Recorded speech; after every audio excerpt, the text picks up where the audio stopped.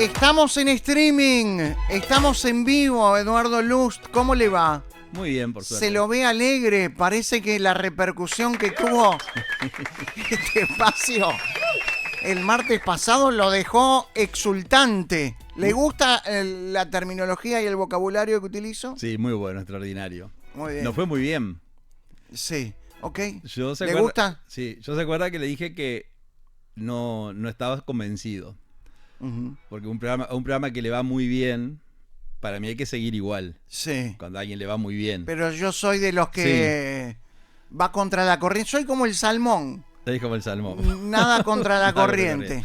Pero no fue muy bien. Algo está muy bien, hay que hacerlo mejor. No me entienden a veces. Sí, sí. No me entienden, no me siguen. Pero bueno, pero es lo bien. que hay, Uruguay. Es lo que hay.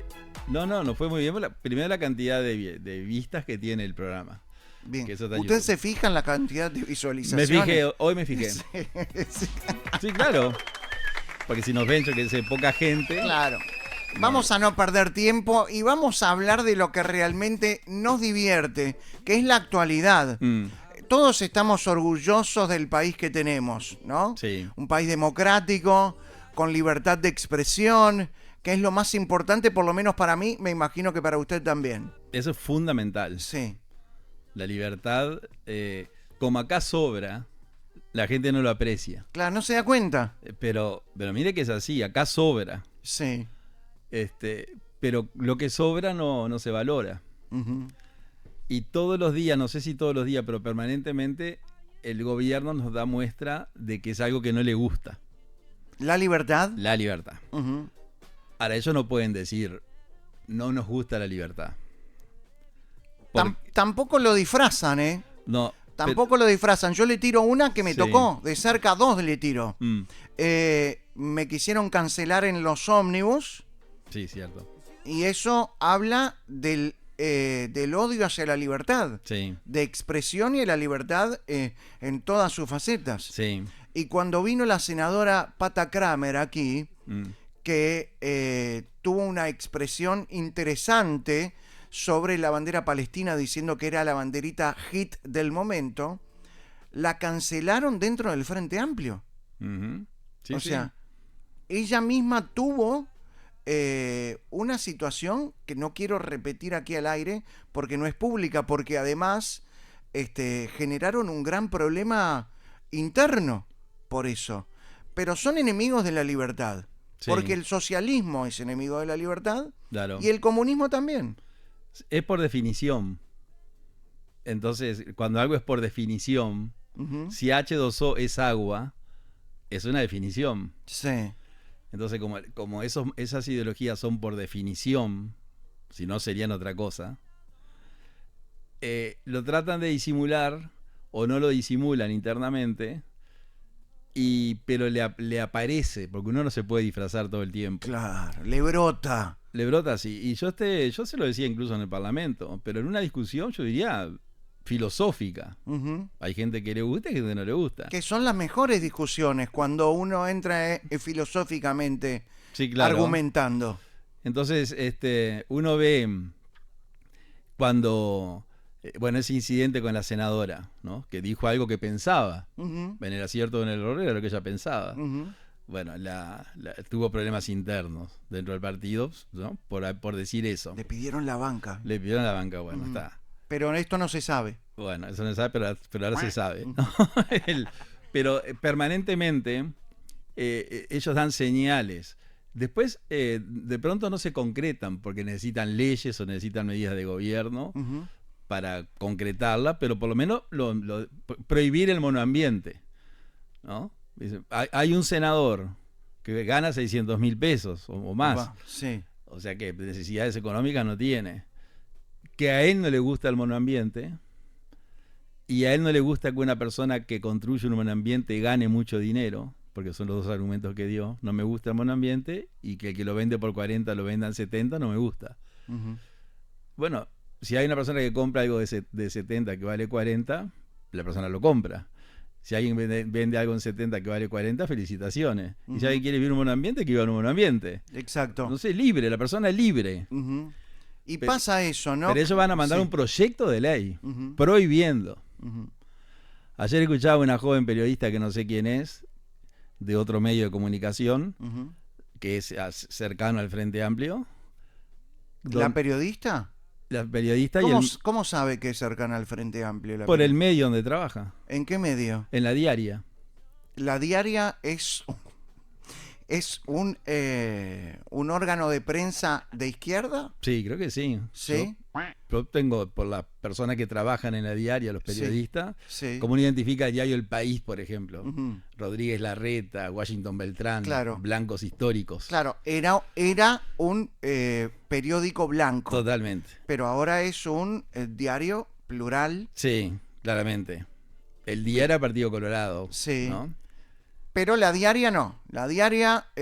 Para mí es una publicación cercana al Frente Amplio. Es como La Hora. Como Cara Chicareta, como La República. Como La Hora, ¿se acuerda? El semanario o el diario del Partido Comunista. El diario del Partido Comunista. Claro. No, pero estaba viendo un corto que anda por las redes donde una periodista de investigación de La Diaria le explica a un compañero en una nota que viene un proyecto de ley donde se va a controlar lo que se dice en redes. Wow. Sí. Que tiene 68 artículos, ya dijo la cantidad de artículos que tenía y todo. Un saludo a Lenin que nos está escuchando. Bueno, entonces, eso es una muestra. Sí. No sé cuánto dinero puede tener una persona en efectivo. Uh-huh. Bueno, usted puede tener hasta tanto dinero en efectivo porque yo no quiero que usted tenga más efectivo. Si una persona quiere tener dinero en efectivo, que tenga dinero en efectivo. No sé, hay permanentemente señales que son los proyectos que ellos envían o que son las medidas que ellos proponen, que sin que la persona se dé cuenta. Yo siempre decía eso, es algo imperceptible. Uh-huh. Usted no puede tener cualquier mutualista. Yo me quiero cambiar de mutualista, no puede. Existía el corralito mutual. Sí. No, pero mire que yo quiero cambiar, sí, pero usted no puede. Nosotros vamos a abrir una ventana cada tanto tiempo para que usted si quiere se cambie o no se cambie. Cuando uno dice que son, cuando yo digo, y así podemos poner otros ejemplos. Y eso lo naturalizamos. Eso lo naturalizamos. Es como si fuera algo natural, normal. Porque uno vive en ese sistema, entonces le parece que eso es lo normal. Eso para mí es lo más peligroso. Entonces uno dice la libertad, vivimos en un país libre, y bueno, como acá hay tanta libertad, uno no le da valor, pero cuando empiezan a coartar las libertades, empiezan a aparecer las consecuencias. Y es un efecto dominó, quizás también. Aparece una, después aparece otra, después vamos cortando otra. Claro, así levantaron el muro en Alemania. Así levantaron el muro en Alemania. ¿Estoy siendo una normal diciendo esto? No, yo coincido, pero yo ahora en noviembre estuve en el muro. Sí. Lo tiraron. Lo tiraron, fui a ver lo que quedaba. Sí. Estuve cuando estaba el muro. Está bien, pero vamos a avisarle a la gente que no van a construir un muro. No, eso no. Pero son ideologías. Sí. Entonces hay ideologías de izquierda, llamadas de izquierda, socialistas o comunistas o no sé, que tienen como ingrediente que no les gusta la libertad. O sea, le gusta el Estado, la economía planificada, la arquitectura socialista. La arquitectura es extraordinaria. Por ejemplo, en lo personal, yo admiro la arquitectura funeraria. ¿Cómo? A cada ciudad que yo voy a un cementerio, porque la arquitectura funeraria es notable. No, pero es cierto. Está bien, está bien. Está bien, está perfecto. Porque uno... Estoy cercano a usted en eso también. No es que me gusten los cementerios, pero hay... Pero la arquitectura. La arquitectura. La Recoleta en Buenos Aires. Claro, es un paseo obligatorio. Total, y bueno, y algunos cementerios europeos. Y la arquitectura socialista... Sí. Son todos edificios idénticos. Iguales, sí. Iguales. O sea que eso de uniformizar todo es una característica de la ideología. Ahora usted me dice, bueno, pues en el 2026 acá eso no se ve. Acá todo el mundo va a hacerlo, compra el auto que quiere si puede, tiene la casa que quiere, va aquí, todo eso es así. Sí. Eso es así. Sí. Porque el sistema nuestro es tan fuerte y está tan consolidado que le impide manifestar abiertamente esos que ellos en su ideología tienen. Pero con los proyectos que presentan y con las medidas que proponen, Van señalando. para mí van señalando eso, que es una forma de pensar. Lust, Y es que lo que la gente votó. Lust recién hablaba de la diaria, por ejemplo, que para usted es un órgano de izquierda, ¿verdad? Lo que no es un agravio, ¿no? No, no es un agravio, es un dato. Sí, claro, es un hecho. No lo manifiesta públicamente diciendo órgano de la izquierda uruguaya. No. Pero para usted sí es de izquierda, con periodistas de izquierda. Porque dan señales. La señal es clave. ¿Qué opina de los periodistas de nuestro país? Le voy a decir algo, por ejemplo, hay programas de televisión donde los Sí. que organizan, los productores, Sí. me imagino que son, buscan que haya equilibrio ideológico Sí. entre los integrantes del programa. Perfecto, sí. Y en esos equilibrios ideológicos, que está bien, ponen a veces periodistas de izquierda, la gente que representa a la izquierda o el progresismo son periodistas que pertenecen al medio de comunicación. Entonces ahí uno puede asociar que el medio de comunicación tiene esa ideología. ¿Qué me decía que opina de los periodistas? ¿Qué opina de los periodistas de cómo se relacionan con este gobierno, por ejemplo? Bueno, este gobierno contrató 28 periodistas. Lo primero que hizo. ¿Siguen siendo periodistas? No, ahora tienen una función de comunicación dentro de los ministerios en los cuales lo contrataron. En todos los ministerios, en la Presidencia de la República, Sí. hay periodistas que yo conocía del Palacio. Buena gente. ¿Y usted siente que los veía ahí? que hay periodistas que de acuerdo a la ideología o al partido que pertenece una persona encaran una pregunta de manera puntual? Sí, claro, eso se ve o sea, hay periodistas. El periodista tiene que ser inquisitivo, tiene que ser inquisidor. No existe el periodista inquisidor acá en Uruguay. Eso, por ejemplo, el otro día cuando el ministro de Economía dijo, medio enojado me pareció, porque es un hombre tranquilo, que alguien le preguntó, primero dijo la casa está en orden. Sí. La frase de Alfonsín. Alfonsín en la época de Aldo Rico. Exacto, cuando se levantaron los caras pintadas. ¿No? En el balcón de la Plaza de Mayo. La casa está en orden. Exacto. Regresen a sus casas que la casa está en orden. Y felices Pascuas. Exactamente. Una frase que quedó para Alfonsín. La casa está en orden en un país que está en receso económico. Y corrigió a un cierto número de periodistas que no se veían. Sí. Y dijo, no, acá no hay empresas que cierren.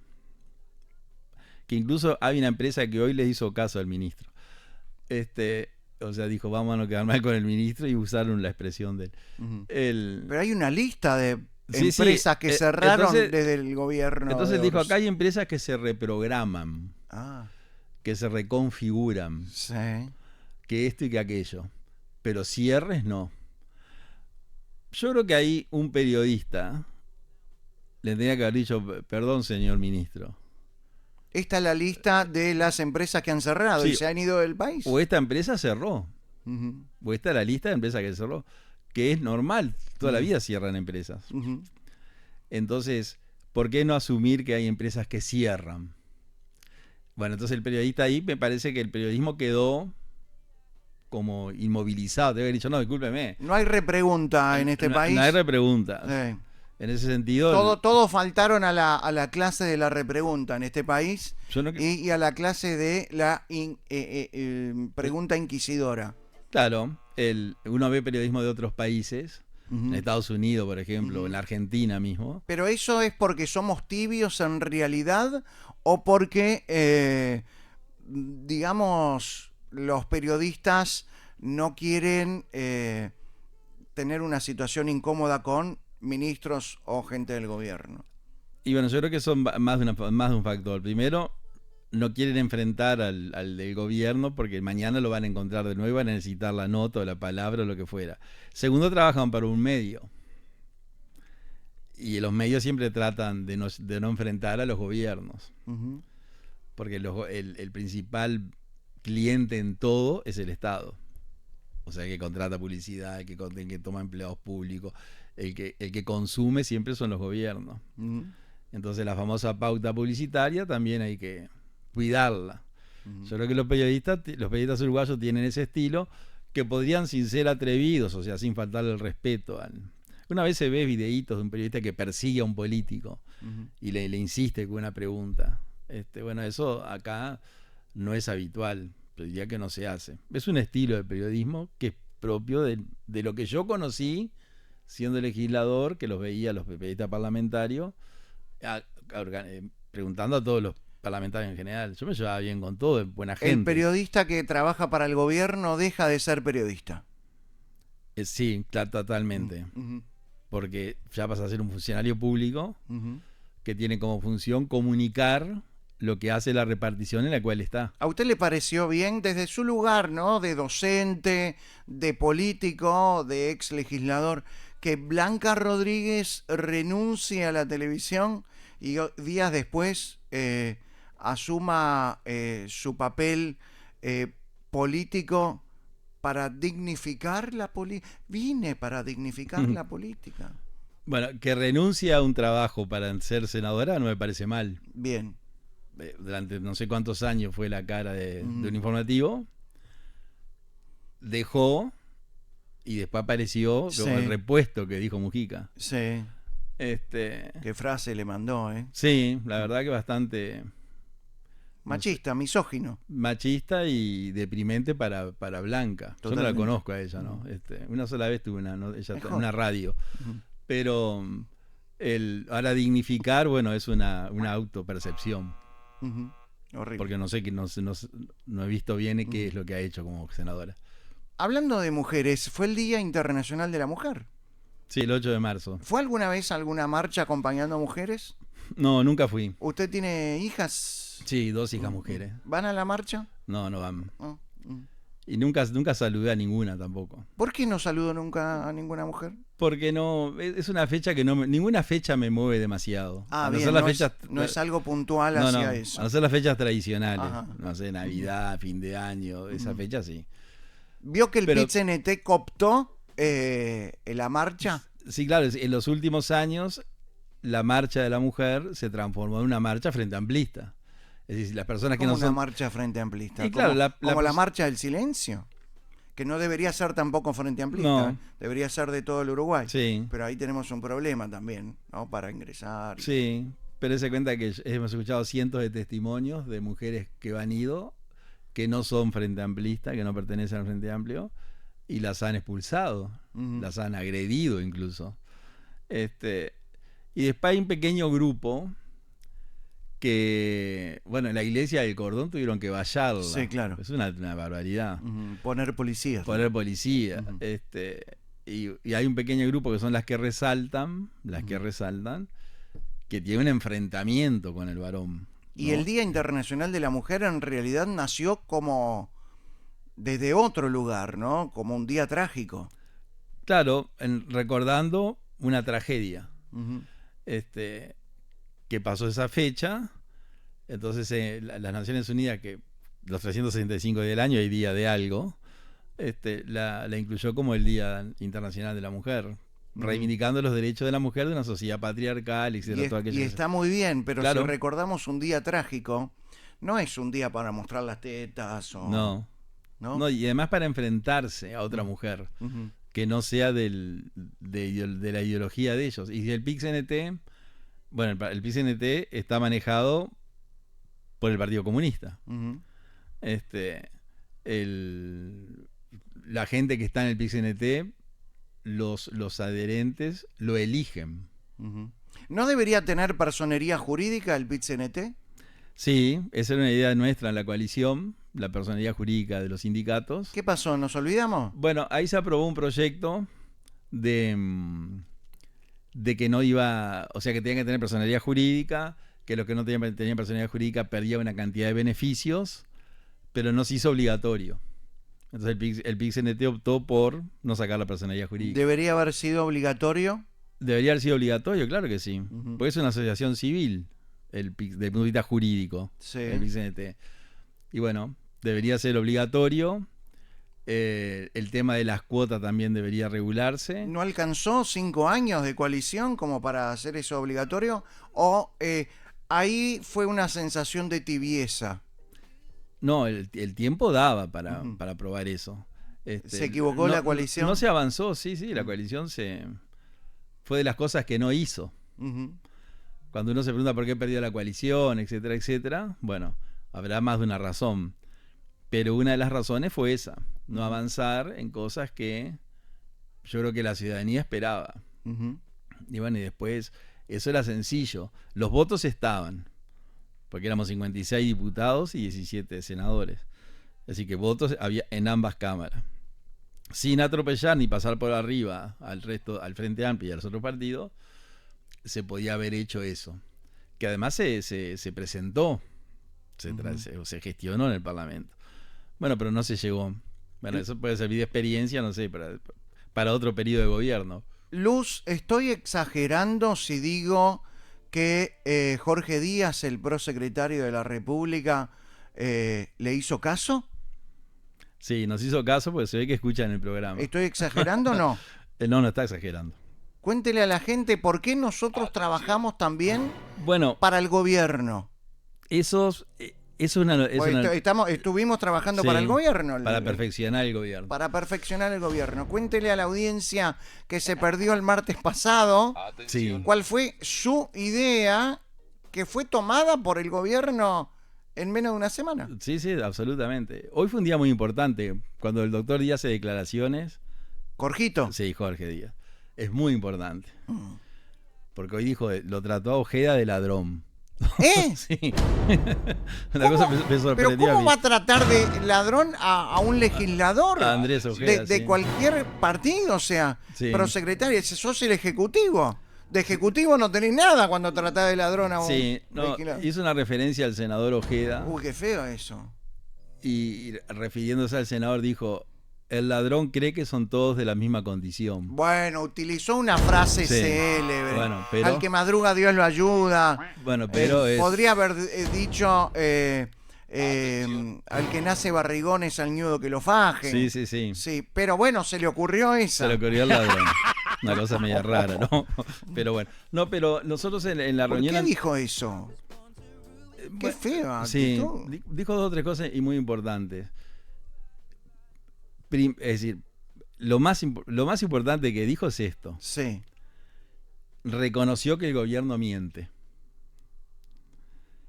No es el único No que es el único reconoce que lo dijo, dentro sí. del gobierno Sí. que el gobierno te mintió, me mintió Sí. y nos mintió a todos. Sobre todo a los que lo votaron, porque quienes no lo votamos, yo soy un voto cantado. Sí, Usted también, yo también. casi, ¿no? Pero aparte lo digo, no me Sí. molesta.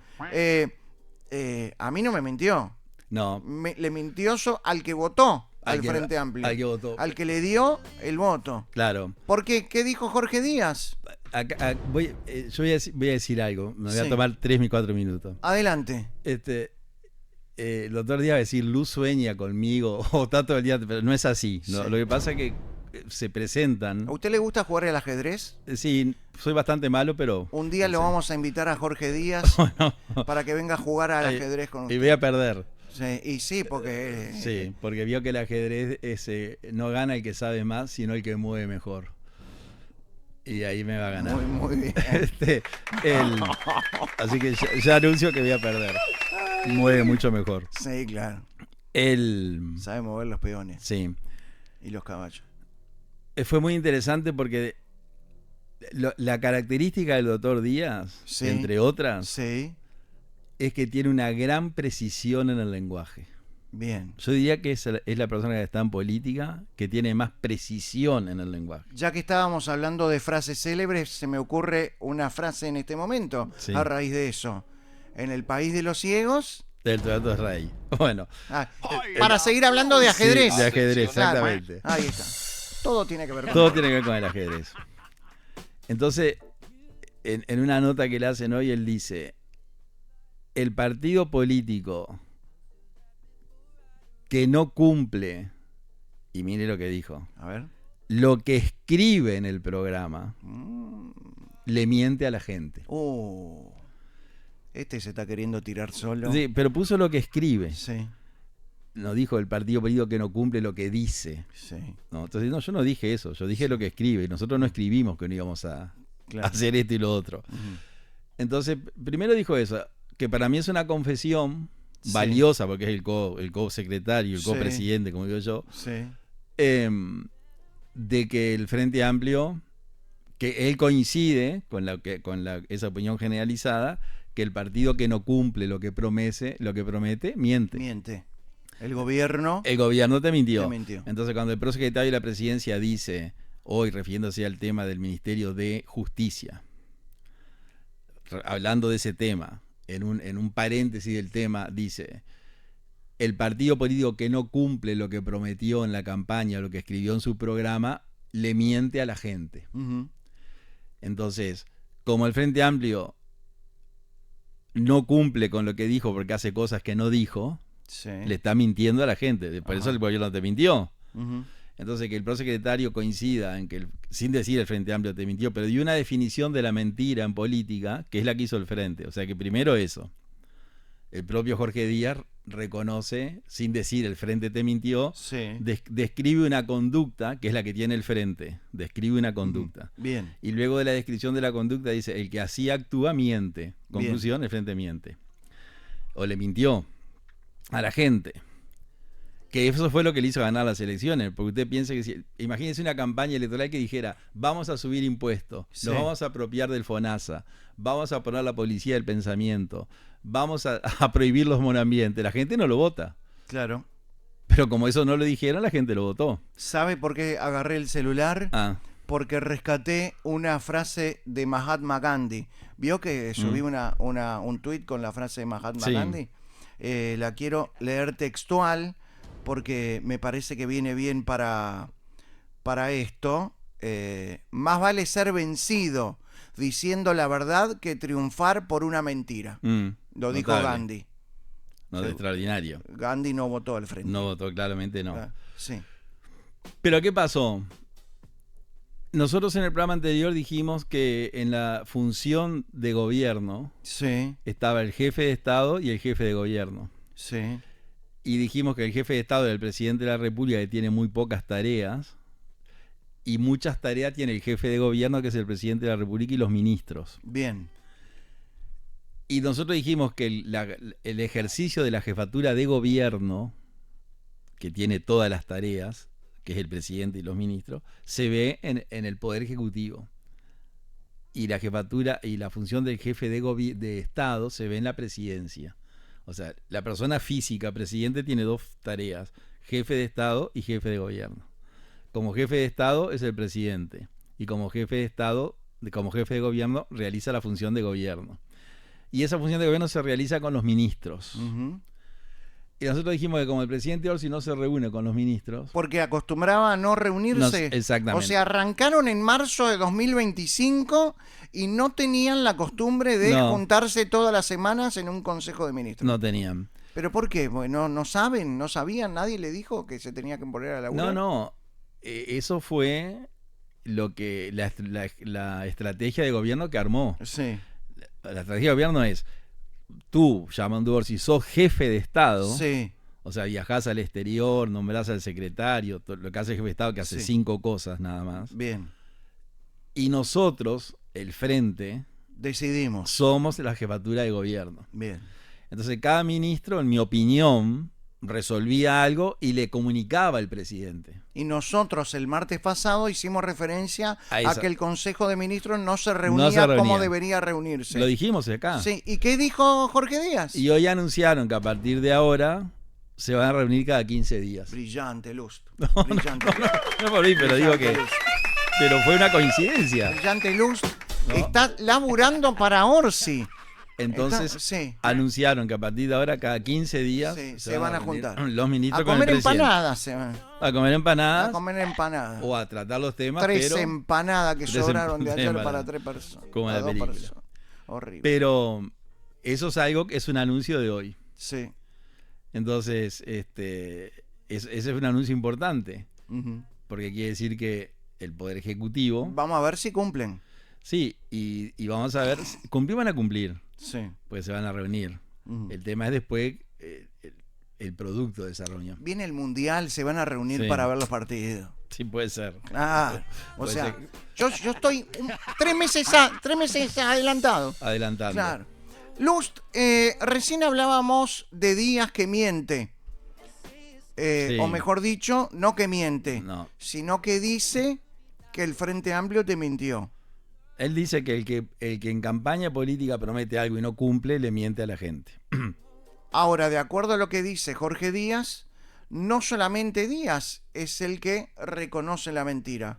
Fernando Pereira también dijo, prefiero mentir en esto, haciendo alusión al programa y los impuestos. Es cierto. Que es el presidente del Frente Amplio. Y más, O sea, no es cualquiera. claro, el presidente... Prefiero mentir en esto. ¿Prefiero mentir en esto? Prefiero mentir en esto. ¿Prefiero mentir en esto? Tiene voz de vago, ¿eh? Sí. Es decir, el presidente del Frente Amplio, que es el partido de gobierno, Sí, dijo públicamente que él prefiere mentir, sí. mentir en la campaña. Que fue lo que hizo, Eso es ¿no? horrible, ¿no? Es muy grave.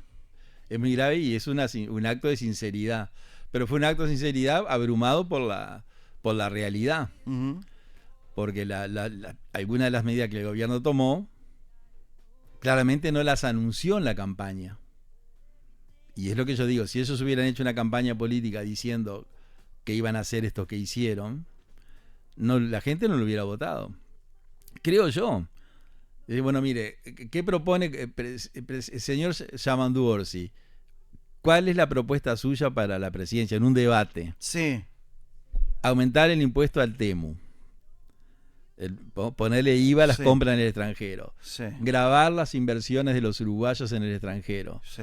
Los impuestos de las multinacionales que pagan allá, que lo paguen acá. Bueno, y otro impuesto más que pusieron. ¿Cuál otra propuesta? Prohibir los monoambientes. Ujú. Bueno, y ahí tiene alguna propuesta, extender el plazo para abortar. Extender más semanas para que la gente pueda abortar más tarde. Sí. Y otra, bueno, el aborto como el café instantáneo, con todo respeto.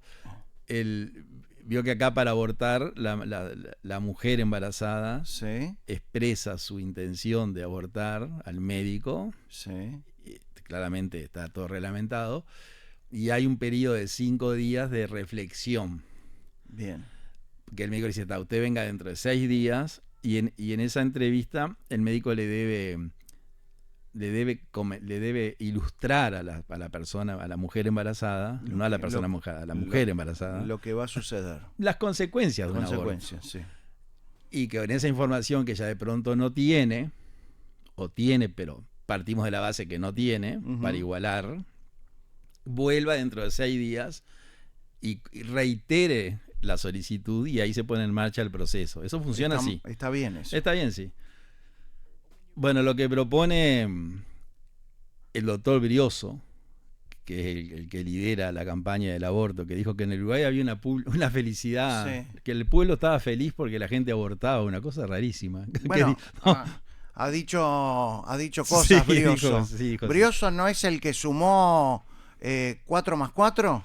Sí, ese mismo. ¿Cuánto es 4 más 4? 8. ¿El culo te abrochó? Bueno, ese mismo. Bueno, él Fue lo más importante que dijo Pero desde que asumió. Bueno, él patrocina si hubiera dicho, el uruguayo yo creo que en un porcentaje mayoritario está a favor del aborto, me parece. Ujú.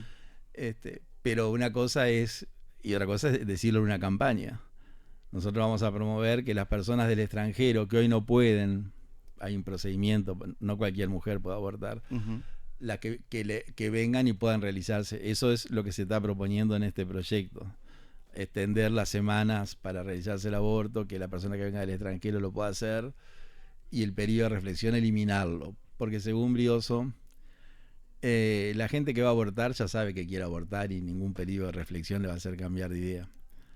Y a mí me llega la situación de Brioso, porque yo tengo 2 hijas y un hijo. Ujú. Y los 3, en el alumbramiento, como decía Narvaja, Tristán Narvaja. No Roque Narvaja, sino Tristán Narvaja. Al hecho de nacer le decía alumbramiento. Ujú. en el Código Civil. Claro, porque das a luz. Eh, Das a luz. Exactamente. Bueno, el doctor Brioso padre atendió a mi esposa en los 3. Ajá. O sea que esa es una casualidad de la vida. Ujú. El papá del doctor Brioso era un gran Sí. médico. Y Bueno, pero no, la inteligencia no se hereda, ¿eh? no, pero No se hereda la inteligencia. la especialidad que eligió era justamente esa. Bien. Y justamente el hijo sale con este tema. Entonces, eso fue como me parece a mí que fue lo de la semana, lo de la mentira. Ujú. Bueno, ya la semana que viene habrá otro tema. Lust, hablando de temas, estoy con una noticia que me llamó la atención hoy. Alejandro Pacha Sánchez, el secretario de la presidencia, propone que los ciudadanos compren acciones de empresas públicas para financiar inversiones. Esa es una medida ultracapitalista, ¿Cómo? que es una medida bien. En Estados Unidos funciona así. ¿Pero no estamos contra el capitalismo, contra el imperialismo? Y sí, en el discurso sí. Sí. Pero esa medida de que las personas accedan a acciones, que ya se hace, ¿no? Sí. O sea, no es ninguna novedad. Ajá, ¿en nuestro país? En nuestro país sí, Ah. es decir, ¿Usted qué compraría? ¿OCE, UTE, Antel, AFE? lo que- Yo compraría Pluna. no, lo que más se vende es Debe UTE. estar muy bajo. Sí. Pluna, ¿cuánto debe valer una acción de Pluna? Y nada, Cero, es 0,1. Sí, pero no cero. gana nada. Sí. Pero es una inversión. O Pero sea, cuando contrae empieza deuda. a subir, compran un avión. Sí, contrae deuda. Ajá. Ah, No, claro. Pluna emitió desde hace muchos años obligaciones Ujú. para inversiones que se cotizan. Bien, O sea que el Banco Central autorizó a Pluna a emitir. bien. Lo que ellos proponen fue algo que se manejó incluso en el gobierno de coalición. Una medida bien que viene del capitalismo puro, que los servicios públicos estén en manos de los privados. ¿La regasificadora puede tener acciones? No, No, no. no tenemos regasificadora. ¿Cómo que no? Fue uno de los desastres de... Pero si uno va por la costa de Montevideo y ve los palos, ¿no? ¿En el agua? ¿O eso? Ah, bueno, eso fue lo que quedó, el esqueleto. Sí, claro. Sí, eso fue el proyecto Sí. de Bueno, la regasificadora que iba a ser un gran buque. No se pueden comprar se iba a hacer acciones gas de eso. licuado. No, todo eso fueron los Sí. cientos de millones de dólares que se perdieron ujú. en inversiones que todas fracasaron. Que si se hubieran invertido, o sea, si no se hubieran realizado los 3-4 problemas de que el Uruguay se queja permanentemente, lo hubieran resuelto. Ujú. Porque la plata está, de pronto está que la gastaron ahí. Sí. No sé, la pobreza infantil, todo eso que... ¿Usted le aconsejaría a la gente comprar acciones de empresas públicas? Si se venden acciones de empresas públicas, se rigen por el derecho privado. Ujú. O sea que hay que hacer un cambio en el derecho. Y como las empresas públicas siempre ganan, No está mal, ¿eh? no está mal, pero hay que cambiar la normativa. O sea que el UTE nunca pierde, UTE gana. Sí. Sobre a- todo an- los que laburan en UTE. Sí, eso también. Antel gana. ¿Sabía que los empleados que trabajan en UTE tienen kilowatts a favor y todo eso? ¿Sabía eso? Tienen beneficios. Tienen beneficios. Sí. Y los que trabajan en OCE también tienen los de OCE. ¿En serio, agua? Hay cierta cantidad que no pagan. No te puedo creer. Son los beneficios. ¿No habría que terminar con eso así? Y bueno, ¿Drásticamente? eso fue lo que se intentó hacer también en el gobierno nuestro, Ujú. pero no se avanzó. Mm. Incluso en la LUC se mandó un escrito la desmonopolización de los combustibles. ¿Y qué pasó? Que cualquiera pudiera traer combustible. O sea, eso estaba en el programa. En el caso del combustible se opuso Cabildo Abierto. Oh. Más el Frente. ¿Qué opina de Manini firmando las condolencias del líder supremo de Irán? Bueno, él dio una explicación. No hay explicación. No, pero él dio una explicación. No, hace lo que quiera. Voy a firmar el libro de condolencias de Hitler. Bueno, voy a dar una explicación. Él hizo lo que, según dice él, Sí. lo que sentía. Y bueno, no aclare que, Bueno, no aclare claro. que oscurece. Y eso es lo peor. Lo que hay detrás es jodido. Claro, porque además es mucho más de vuelo más alto. Porque usted formó parte de Cabildo Abierto. Sí, Y estuvo muy cercano a Manini. Sí, claro. Y se fue. Sí, sí. Se rajó por un montón de cosas que me imagino que tienen que ver con actitudes como esta. Sí, sí, totalmente. Tenía un contacto frecuente con... Pero ahí hay un problema hasta más grave que eso, me parece a mí, que es, hay una civilización que es la nuestra. Sí. La Que- civilización occidental judeo-cristiana. Exactamente. Ujú. Que para bien o para mal, coincidiendo o no coincidiendo, es la base de nuestra estructura social, Ujú. filosófica, etcétera, etcétera. Y hay el caso del líder muerto, Sí. ¿no? Un criminal era. Jamenei, sí, Khamenei. sí, sí. Es otra civilización Ujú. Es la barbarie. que niega Ujú. los principios de nuestra civilización. Ujú. Entonces, ese es el tema que hay que ver.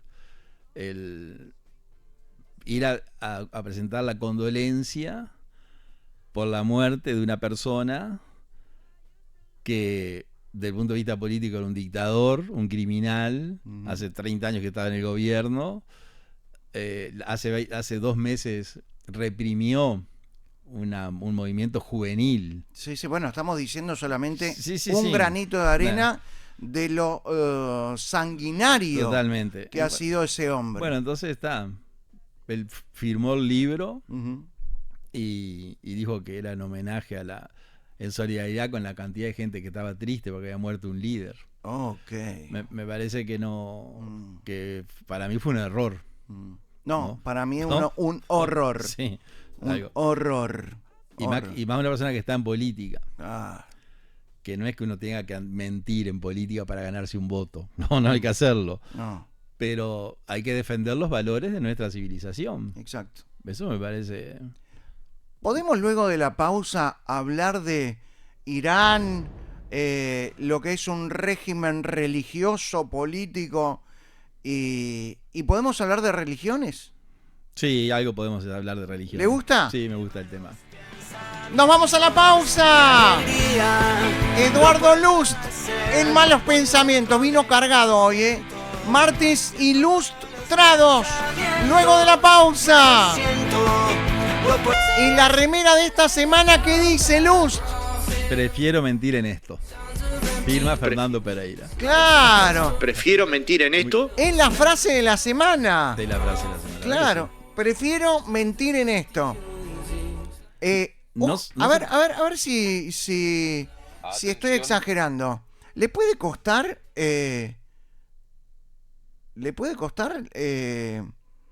el gobierno una frase como esta? Bueno, en las encuestas, que el 46% no lo apruebe Sí. y el 30% ni aprueba ni desaprueba, es consecuencia, me parece, de lo que han hecho hasta ahora. Está bien, pero de la mentira. si después confirman que ha mentido, Y o sea, la desaprobación va a seguir subiendo. En la campaña se va a utilizar sin duda. Claro, por eso, a Sí, eso sí, voy. sí, le puede costar, sí. Esta frase la vamos a volver a ver en el 29. Va a incidir mucho, Ajá. porque hay frases que quedan. Ujú. Hay frases que han dicho dirigentes políticos que uno lo recuerda, lo Sí. identifica. Usted no tuvo una frase célebre en su época de diputado, ¿no? No tuve frase No. célebre. Hay que meter una frase, siempre hay que meter una Hay una que me la hicieron, que me la reprocharon bastante en Sí. Cabildo. A ver, En verano fue. ¿qué dijo? ¿Sabes? Me acuerdo porque yo estaba en una playa. Sí. Este, ¿Y le hicieron una nota mientras estaba en la y playa? empezó a sonar el teléfono insistentemente. Sí, Y todos números no agendados. Sí. Digo, ¿quién será que me llama un día? Y era que había salido En Búsqueda sí.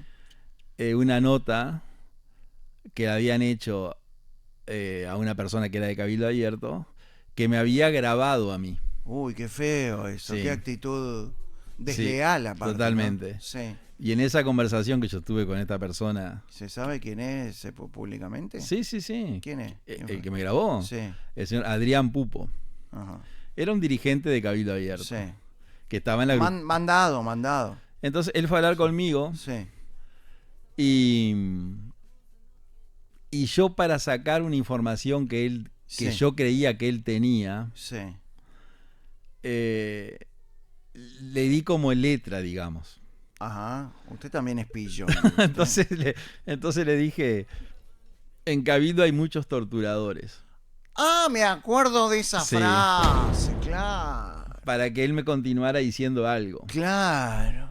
Y eso lo cortaron. Pisar el palito, ¿no? Sí. Claro. Este, La cáscara de banana. y bueno, y eso fue lo único que me pasó. Igual Sí. yo no era demasiado. ¿Cómo hay que tener cuidado en la política de todo y de todos, eh? Hay que tener, sí, de Por todo. eso yo no me meto en la política. Bueno, podría ¿Eh?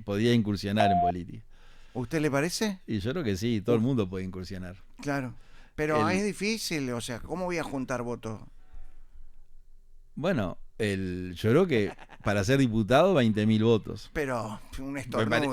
me parece que yo no los consigo, pero Sí. usted lo consigue Sí. fácilmente. ¿Senador cuánto? Yo no los conseguí. 70.000, digamos, 65.000. Listo.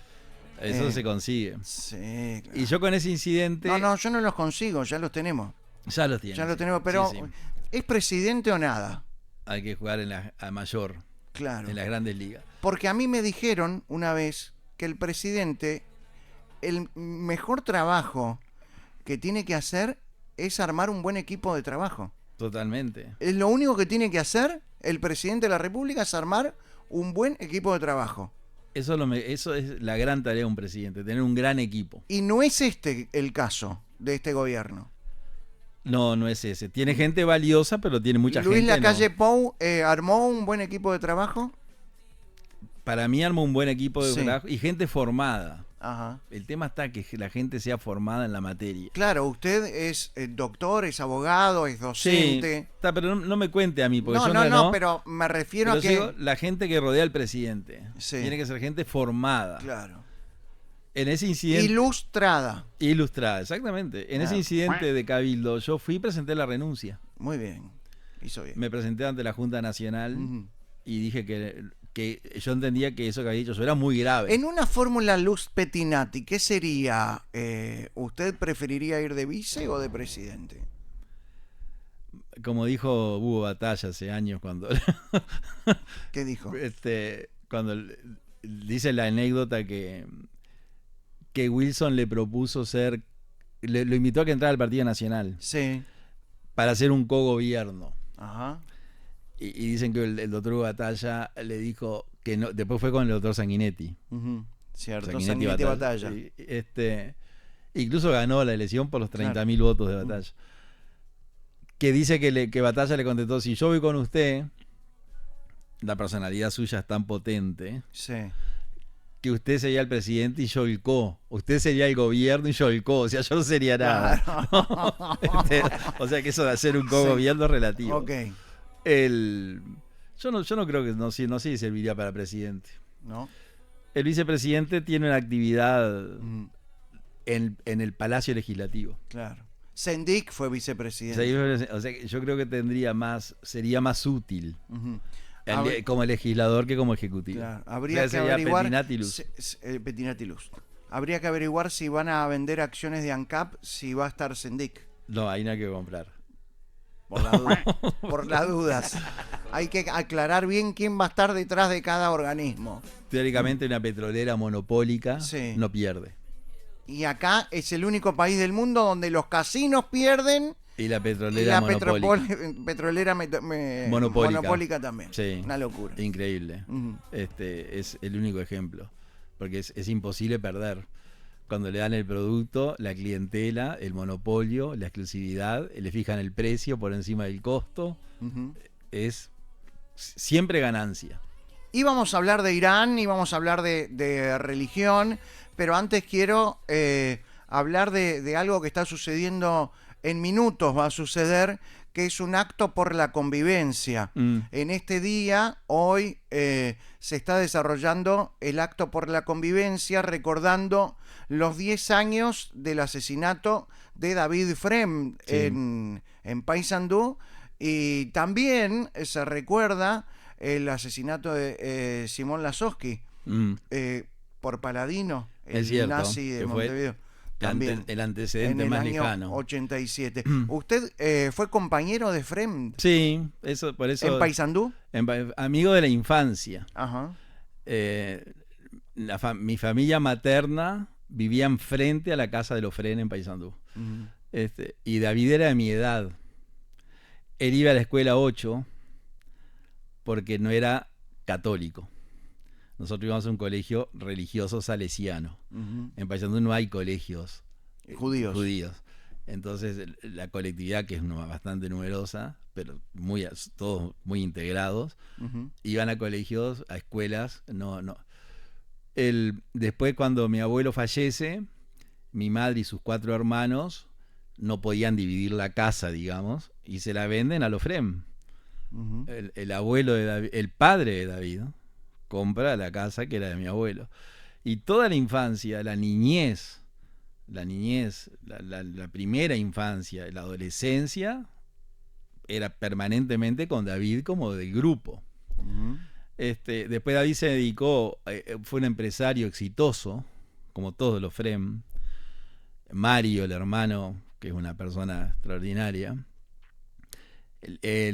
Y se queda en Paysandú, nosotros nos vinimos a estudiar, ahí nos alejamos un poco y después siempre mantuvimos la relación de ir a visitarnos. ¿Recuerda cuando se enteró del asesinato de David Frem? Claro, ese día que nos avisan, que empezamos a recibir que habían matado a David, era una cosa, no sé, como que no podíamos creer, pero irreal, pero ¿cómo que mataron a primero en Paysandú?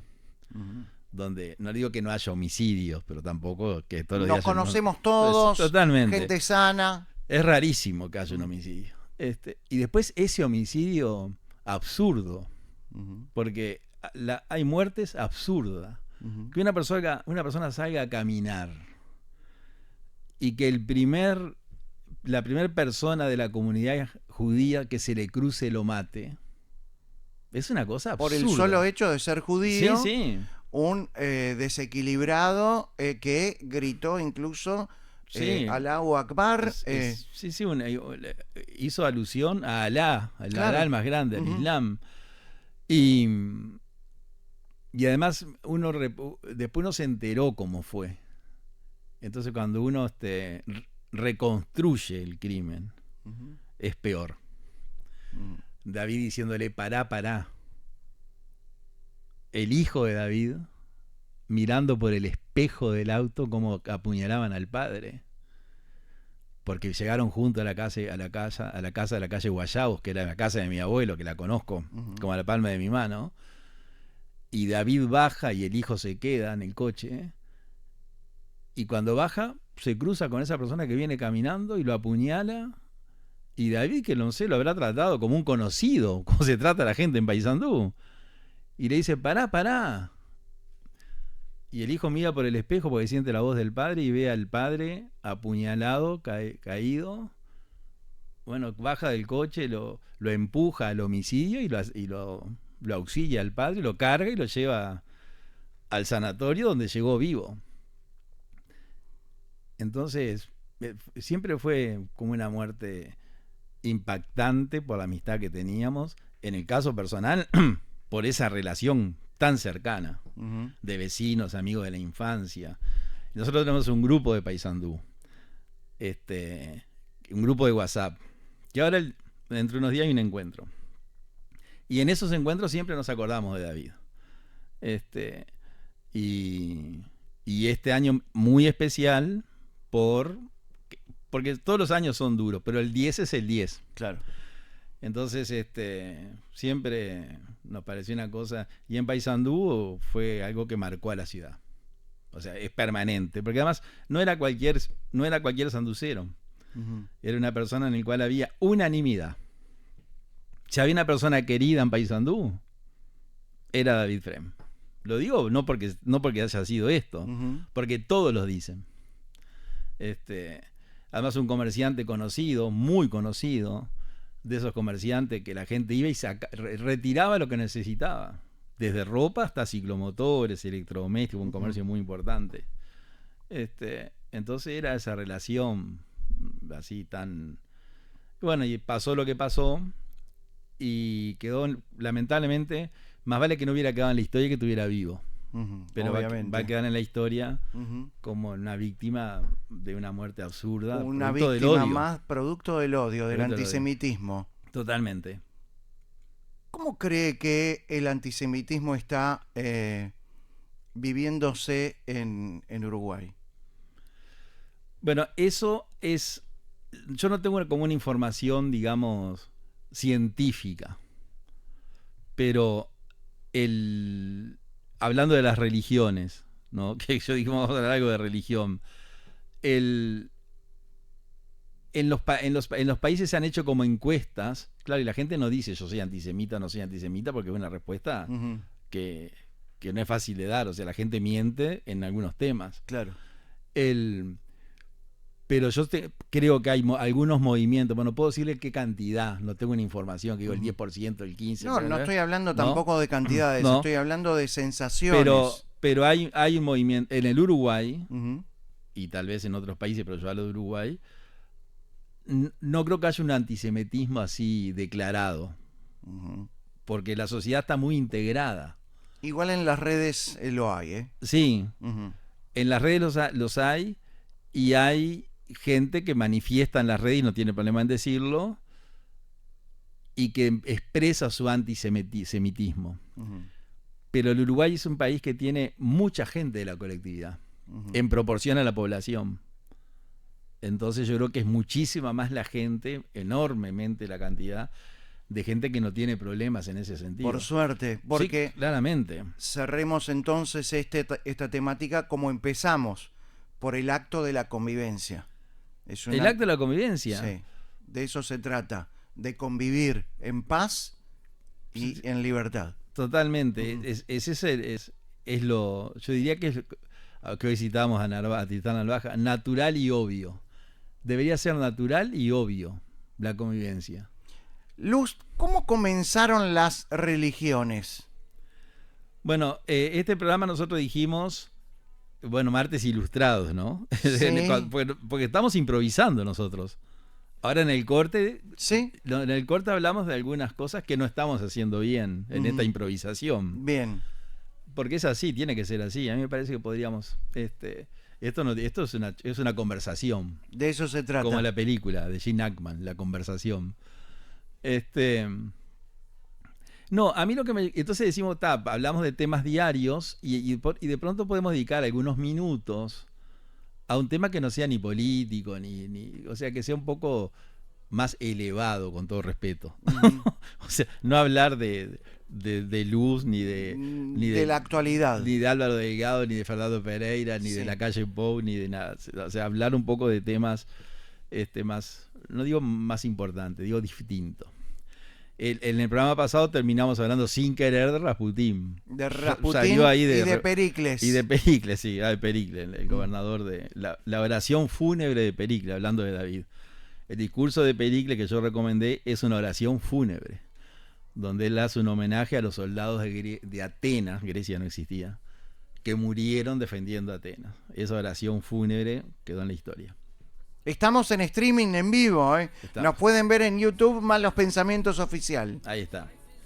Entonces, dijimos, ¿qué tema? Tratar un tema, que uno claramente a veces tiene que preparar un tema, ¿no? Lo que fuere. Pero a mí un tema que siempre me llamó la atención es, hablando de la falta de la intolerancia. La pregunta es, ¿nosotros estamos en el mejor momento de la sociedad? Es una pregunta. Sí. ¿Tiene? ¿Quiere que se la responda? No. Bueno, tiene 8.000 millones de respuestas. También. Tantos como habitantes en el planeta. Es cierto. Y yo digo que en forma inexplicable, porque no tiene una explicación, yo creo que estamos en el mejor momento. Bien. Discrepando con usted con todo respeto. No. Y le voy a pedir que me convenza. Sí, rápidamente. Esta pregunta claramente a mí no me da las neuronas para hacérmela. Alguien se la hizo. Bien. Y justo el que se la hizo uno lo leyó. Entonces por eso me la pregunto. En la antigüedad, digamos que en el medioevo, un filósofo alemán, Leibniz, decía que como Dios era bueno, mire el razonamiento que hacía, como Dios es bueno, esto que vivimos nosotros, que era horrible el medioevo, todo el mundo se mataba entre ellos, y la peste negra que devastó Europa, debe ser lo mejor que hay, porque si Dios es bueno no nos va a hacer daño. Después, si nos salteamos 400 años, un filósofo, Karl Popper, un gran filósofo, le hacen un homenaje en la década del 80 en Estados Unidos y le dan un reconocimiento de los tantos que tuvo. Y él en ese momento dice: yo no vivo en el mejor de los mundos, pero sí en el mejor mundo conocido. En la década del 80. Bien. Entonces, esa frase del el mejor mundo conocido, uno se pone a pensar, bueno, este es el mejor mundo conocido. Y claro, si uno ve la historia de la humanidad vivió en guerras espantosas, de exterminio permanente. Sí, sí. Toda la historia de Europa, la historia de Asia, son todas matanzas, crímenes, cientos de miles. Sí. Ahora, lo curioso es esto, porque no me quiero extender. El ser humano, o sea, el Homo sapiens, erguido, sí, tiene cientos de miles de años en el planeta. Uh-huh. No sé cuántos, pero tiene cientos de miles, según los científicos, ¿no? La edad del hombre de Neandertal, el paleolítico, todo eso. Ahora, nosotros, ¿qué sabemos de esos cientos de miles de años? Yo no sé nada. No. ¿Cuándo empezamos a saber? Con la escritura. Con la escritura. Muy bien, profesor. Muy bien, aprobado. Muy que bien. la inventaron, dicen, los sumerios. Ajá. ¿No? Sí, sí. En el año 5000, Y ahí está la tabla. la famosa tabla Rosetta. Rosetta. La aparición de la escritura divide la prehistoria de la historia. Sin escritura, prehistoria; con escritura, historia. Bien. Pongamos 4000 años antes de Cristo. La escritura. Y ahí aparecen las religiones. Hay muchas, pero para resumir, el judaísmo de Abraham, ¿no? Uh-huh. Digamos 3000 años antes de Cristo. ¿No? Los 5 primeros libros del Antiguo Testamento. Uh-huh. El budismo. Bueno, el hinduismo, otra religión. El cristianismo, digamos, que aparece como religión, yo diría en el año 100 después de Cristo. Y como que se perfecciona, entre comillas, en el concilio de Nicea, en el 325 después de Cristo, con Constantino, el primer emperador católico. 300 años después de Cristo. 300 años, sí, en el 325, una ciudad que si hoy existe con otro nombre, en Turquía, en donde hoy es Turquía. Que ahí nace la inmunidad diplomática. Muy curioso. Porque le hago un cuento breve. Sí, claro. Dice Plutarco y otros historiadores de Roma que Constantino veía que el imperio se derrumbaba. Entonces, según la tradición, él hablaba mucho con su madre, Helena, que después la iglesia la hizo santa. Entonces dice que Helena le dijo a Constantino: lo que pasa es que los romanos no creen más en los dioses de Roma, que eran 50, como los dioses de los griegos, que eran iguales pero cambiaban de nombre. O los egipcios. Sí, los dioses egipcios. exactamente. Uh-huh. O sea, que cambiaban el nombre, lo que era Venus era Afrodita, lo que era, no, eran la misma figura. Entonces dice que le pregunta: ¿y en quién creen? Y dice que Helena le dice: en una religión que apareció hace 300 años en Jerusalén.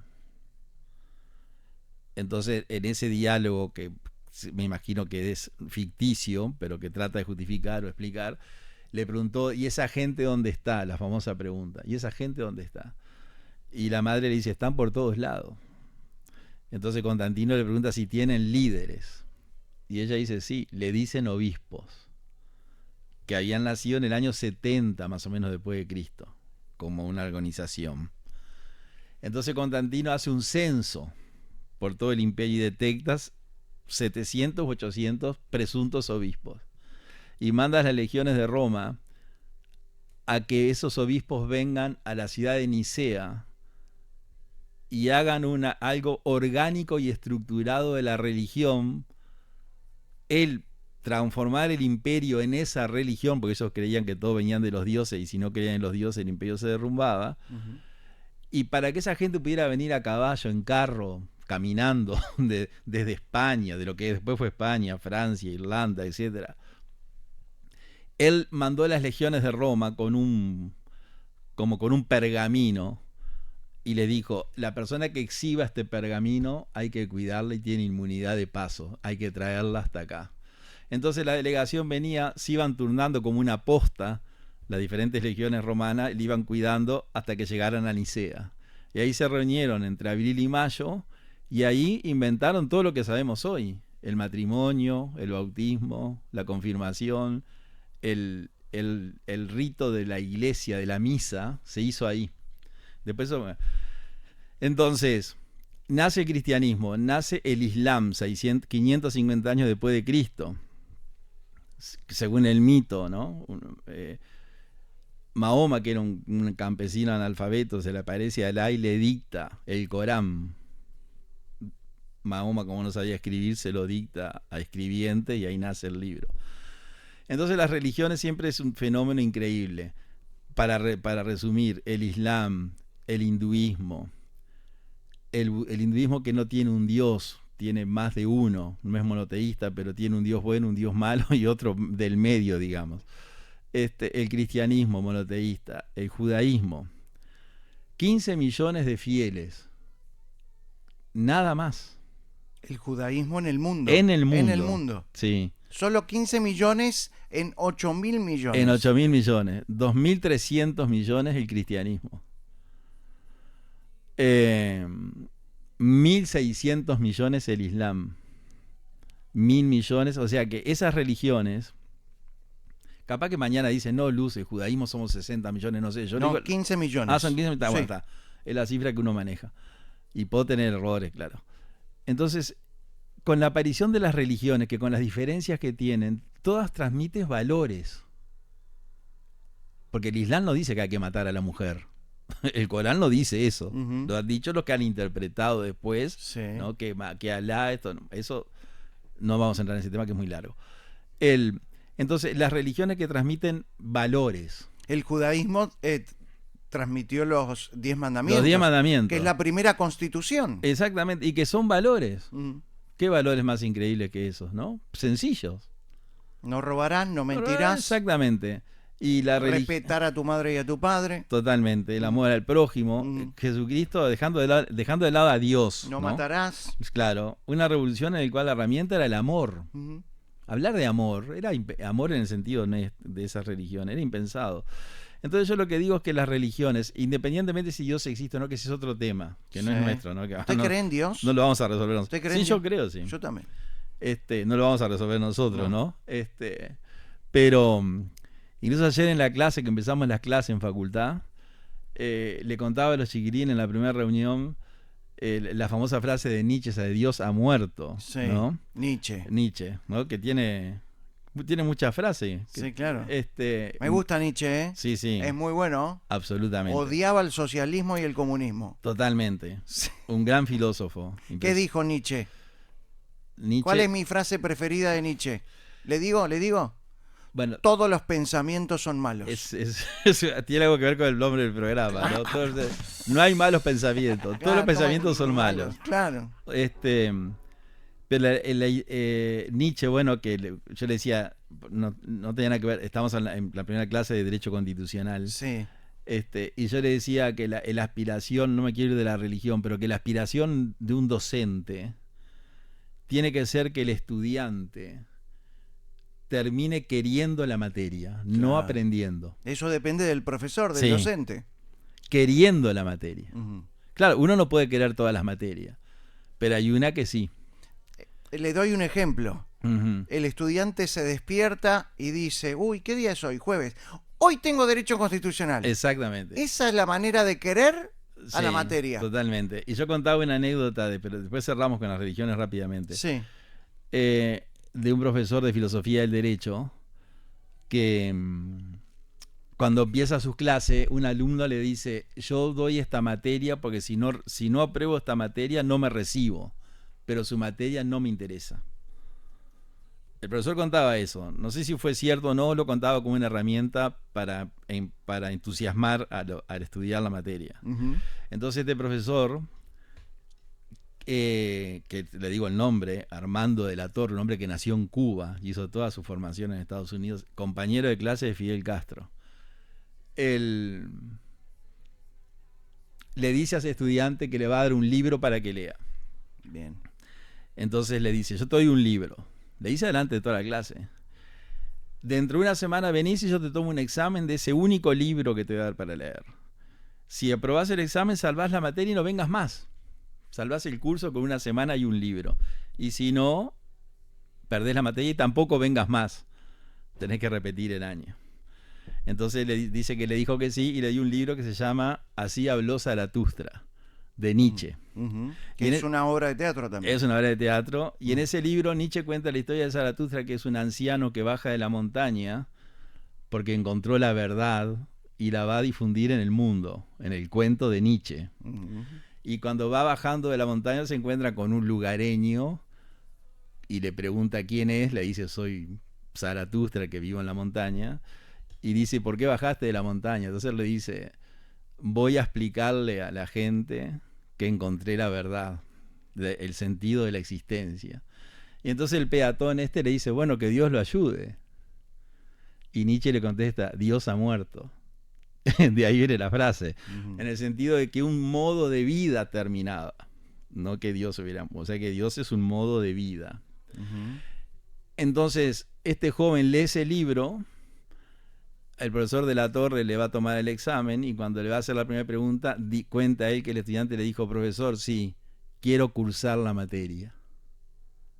A pesar de que la aprobaba con ese libro, descubrió que la filosofía era algo extraordinario. Se enamoró del Se libro. enamoró del libro y se enamoró de la materia. Genial. Entonces eso es notable. Cerrando el paréntesis, hablando de las religiones y nos vamos, que es tarde, me digo yo, Sí. es un fenómeno en cientos de miles de años Sí. del ser humano en el planeta Tierra, Ujú. cientos de miles, nosotros tenemos registrado 4.000, que es desde que existe la escritura. Es cierto. Lo tenemos registrado gracias a las religiones. No importa si Dios existe, como dijo Nietzsche, existe, no existe, será Brahma, será Jesucristo, Sí. será Alá, será Buda, ¿no? Será el Dios de los judíos, Hashem. será, bueno, será el que será, Ujú. pero las religiones son los que nos pusieron en el mundo, Es cierto. las que llevaron los libros, Ujú. las que llevaron la historia, las que hicieron los diarios de lo que le pasaba a la humanidad. Cuando toda la humanidad era analfabeta, todos los habitantes del planeta analfabetos, excepto los religiosos, que sabían escribir, eran los únicos, y que Claro. inventaron el idioma, porque los religiosos fueron los inventores de las escrituras. Ujú. Entonces, dejando de lado eso, nosotros sabemos de la historia de la humanidad 1 milímetro en 1 kilómetro. Y yo creo que ese milímetro en el kilómetro es mejor que el kilómetro. Quiero creer que antes no Sí, se vivía sí. mejor que ahora. Ujú. Y de la historia conocida de que 1/3 de Europa desapareció por una peste que transmitieron las ratas. Y que esa peste vino porque en donde hoy es Ucrania, había una guerra en la península de Crimea, y el que perdió la guerra, que era un grupo, digamos, una tribu de aquellos lares, en venganza, porque la guerra la perdió, con catapulta desde los barcos, una ciudad amurallada, le tiró los cadáveres que había en los barcos. Y esos cadáveres, infectados por las ratas que había en los barcos, infectaron la ciudad, y los buques mercantes de esa ciudad, estoy hablando del año 1200, huyeron de esa peste y la trajeron a Europa. Y esa enfermedad exterminó 1/3 de la población. Europa es ciudades enteras sin gente. Bueno, solamente en ese ejemplo pongo que antes era un desastre. Las mujeres morían en el parto. Es cierto. Los niños morían porque no tenían agua potable. Primer causa de muerte infantil, el agua. Entonces esta, con todos los defectos, Es la mejor época es de la la mejor, humanidad. es la mejor época. No tenemos tiempo de decir ejemplos, pero siendo la mejor época de la humanidad, nosotros tenemos dentro de los 192 países un gran país. Si comparamos. Ujú. Entonces nosotros con poca cosa podríamos estar mucho mejor, con valores. Porque ese padre que mató, que yo hasta ahora estoy conmovido, el niño a golpes, y lo tiró en una cuneta, enfrente a la casa. Esos son valores, es educación. Una persona educada te roba, tiene un banco y te roba. No, mirá, también los banqueros son... Sí, yo sé que hay gente de todo tipo, pero una persona educada no mata a un hijo. No mata. No mata a David porque salga a caminar. No mata a David porque era judío y él creía en Alá y que Alá le había dicho que hay que matar, que hay que terminarlo. Una persona con media educación no hace eso. Entonces yo digo que nosotros con no mucha cosa, pero tenemos que lograr eso, se pueden una cantidad de temas que son los que nos ocupan, que nos reunimos contigo a conversar y hablamos de estos temas, son solucionables. Lo que no hay, me parece a mí, es como voluntad o no tenemos la visión de ver que eso está ahí al alcance de la mano. Por eso digo que no, que habría que sincerarse en esos temas y dejar los intereses y las ideologías tan radicales y darse cuenta que la cosa es más sencilla, me parece a mí. Y la cosa sencilla es tan sencilla que la solución puede ser la historia que contó usted del profesor de la Torre. Un libro. Un libro. Un libro puede salvar una sociedad. Sí, absolutamente. Porque se trata de educación. A este país lo salva la educación. Lo salva la educación. Lo único que necesita. Sí, que fue lo que lo puso en su momento en el mapa. Porque en su momento lo puso en el mapa. Exacto. Y ahora nos bajó del mapa. Entonces, y los países que han despegado, que yo he tenido la suerte de poder conocerlos, o por lo menos ir, no sé si conocerlos, pero estar algunos días, lo han hecho con la educación. Ahí está.